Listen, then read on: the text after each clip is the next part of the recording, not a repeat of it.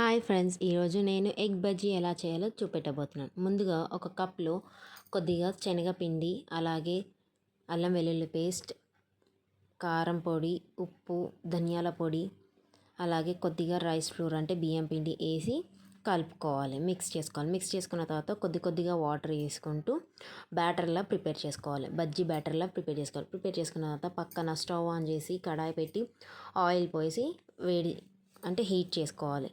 ఇంకో పక్కన eggs boil చేసుకోవాలి. అలాగే ఈ షేప్లో కట్ చేసుకోవాలి. ఇప్పుడు మనం ఏదైతే ప్రిపేర్ చేసుకున్నామో బజ్జీ బ్యాటర్, అందులో ఎగ్ని డిప్ చేసి అలాగే ఆయిల్లో డీప్ ఫ్రై చేసుకోవాలి.